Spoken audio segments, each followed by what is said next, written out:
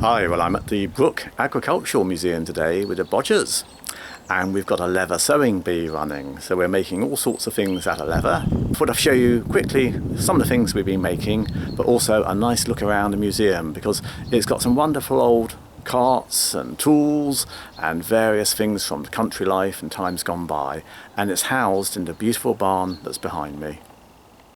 There were about a dozen of us, and we were all making a great variety of leather items.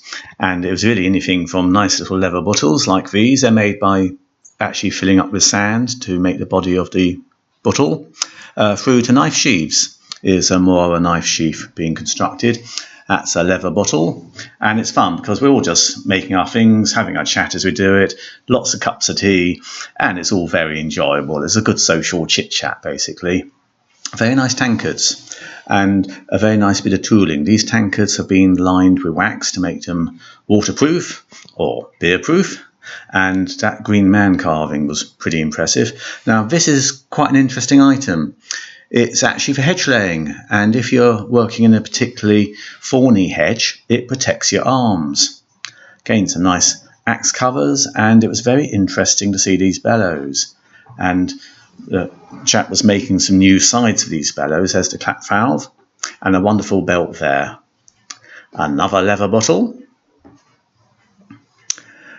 And of course all the tools you can look at as well when people are working on them. Here's the farmhouse. Now we're actually located at the Brook Agricultural Museum, and there's a modern farmhouse built at the turn of the century just there, and the old one, and two magnificent buildings. Here's a lovely medieval barn, and there's also an Oast house. Oast house was built about 1815, and it's very intact. And really, again, quite impressive. So I'll take you around the barn and around the Oast house. That's the chimney for the Oast, and there's a Kentish horse which blows the cowl in the wind. The medieval barn actually has these two cart entrances, which are later additions. And the whole building is just, well, it's impressive. Kentish tiles, lovely wooden beams inside. I'll take you inside in a minute and you can see what I mean. But there's a wonderful collection of old carts and agricultural machinery in there. So here's the inside, and wonderful sort of woodwork of oak beams, crown post, and lovely joints, scarf joints in the woodwork.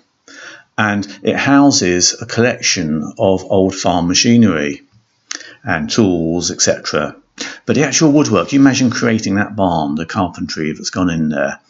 And of course, I love looking at these old carts, and I have put a film up looking at one of these carts in quite some detail. I like the regional styles that you get.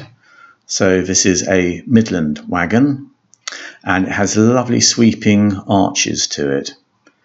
And of course, most of these carts, they had different sized wheels to facilitate turning in narrow farmyards. So smaller front wheels, larger back wheels. But the so elegant lines and the colours of that cart, I love it.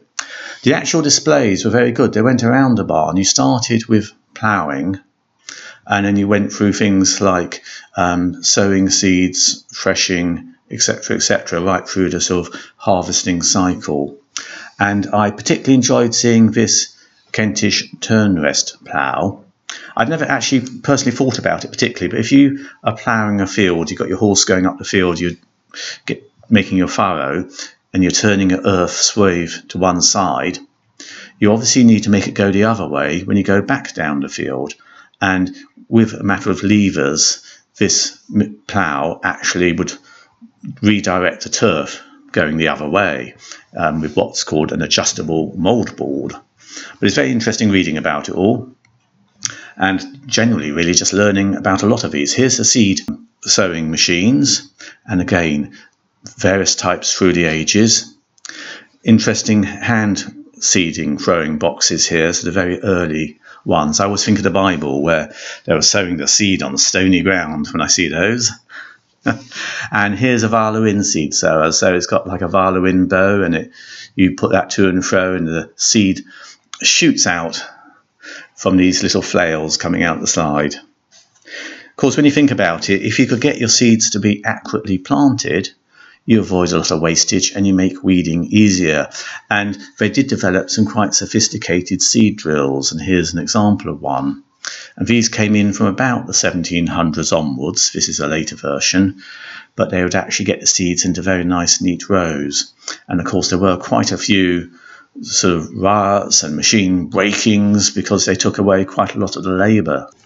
I was pleased to see this treadle lathe in the collection. I guess it was used to repair the machinery, keep it in good order, and perhaps to make other farm items. It's quite a nice example of one. And here's a manure tank. So it really is just a wooden barrel on wheels. There's a sail reaper for cutting the corn. And this one, they've taken some of the sails off to make space. But it was a good example of one, possibly brought over from the States. But you look at the sort of cogs on there, and you can see how it works. But it's a wonderful bit of engineering. And they had various threshing and winnowing machines. So the winnowing machine would separate the grain from the chaff with fans, etc. Here's a timber hauling pair of wheels for getting the wood or tree trunk out of the woods. And if you look carefully here at the side of the doorway, you'll see the slots in the side walls, and they were for inserting boards to control the draft going through the doorways when you're threshing. And you could actually put them in the right place against the right wind to separate the wheat from the chaff, literally, in olden times and when they were threshing by hand. So it's the kind of thing you don't immediately see it, but when someone points it out, you think, oh yes. Now, this is the Oast house, and that was built about 1815. And I've seen a few Oast houses over the years, but this is certainly the most complete one I've ever seen. It had all the fires underneath on the ground floor. So here are some hops which have been drying. The hops are used in beer making to give the beer a nice flavour, and they're grown all over Kent. And this is the actual Oast drying floor. So it's a slatted floor. There'd be a fire underneath, and the hot air would come up and would dry the hops. Now, there would have been 4 of these fires. They had one here, and in the tray is sulphur. And the sulphur was used to sort of purify the hops and to make them nice, basically. And you've got this brick structure, which is like a sort of funnel shape to get the warm air going up to the drying floor. And then at the very top, you've got the chimney, which is like a cowl, which catches the wind. That's the Kentish horse bit I showed earlier. So that's the drying floor, which was covered in hessian sacking, and then hops were put on top.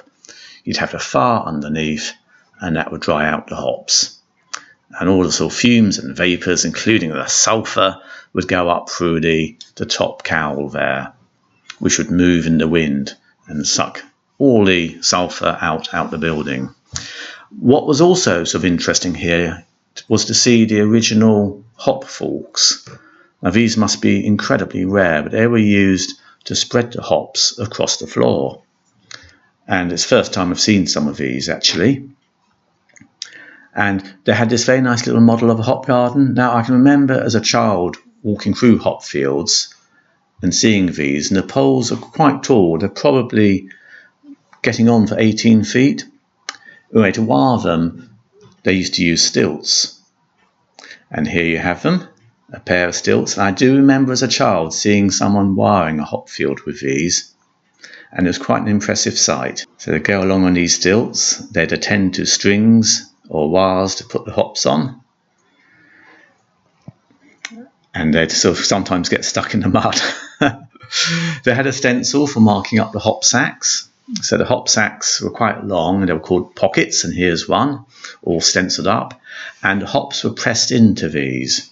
So they'd actually have a machine above to push them in and get them inside.